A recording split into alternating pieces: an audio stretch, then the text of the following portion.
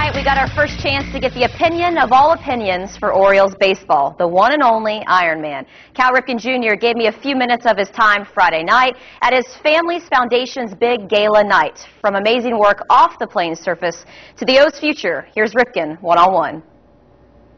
Cal, your family's foundation does so much, but without nights like this and reaching out for your friends to get some funds, it really wouldn't be possible. Well, this is our big fundraiser, and this is we'll make a lot of money tonight.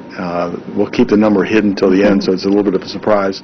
But it's a chance to celebrate what we do.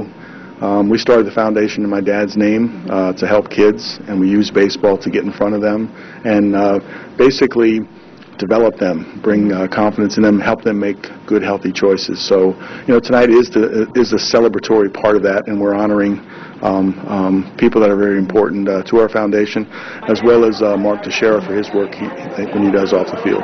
Another one is former Raven O.J. Brigance. What is it about his story and his work and what he's been able to do that you guys knew that you wanted to honor him? Well, I mean, when you think about courage and perseverance, that's who you think about. It's a huge challenge when he found out that he has ALS, and what do you do about it? You don't mope, you don't do anything else, you just try to help other people that have ALS. So he is a wonderful, inspirational person in general, just the way that he's lived his life and how he's risen to the stardom that he had, but now what he's doing now. So again, I'm sure the emotional tugs are going to be all tonight. You're going to be happy some moments, you're going to be sad moments, but that's really what life's all about.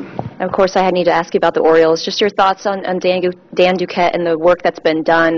No big star power, no big bats, but they're doing whatever they can to improve the pitching. Yeah, I haven't paid real close attention to it lately, so I know that I have an analyst job that I'm supposed to be commenting at the end of the year, and I'll have to cram to get to that point. But the Orioles, from afar, I mean, they were 30th in the league in pitching last year, so it makes sense that you actually hit your pitching staff. Pitching is the most important part about winning. It's your first line of defense. And when I look at them, they have a pretty good nucleus of a team. And so your expectations for them to perform better and play better, but it all starts with the pitching.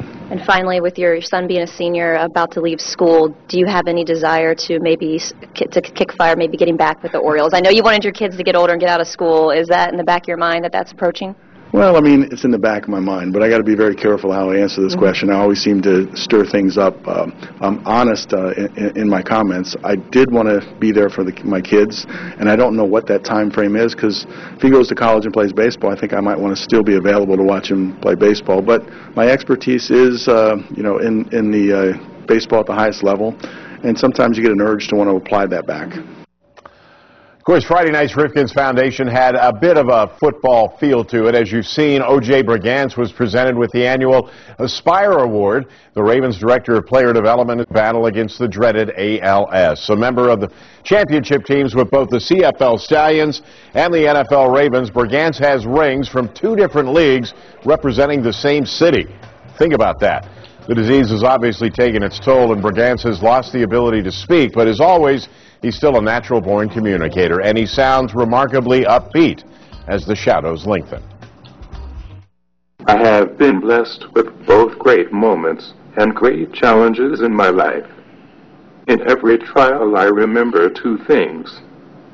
First, God loves me and would never put me in a situation that I could not handle. Second, there is a great lesson in every trial, not only for me, but also for those God will send my way who are experiencing the same thing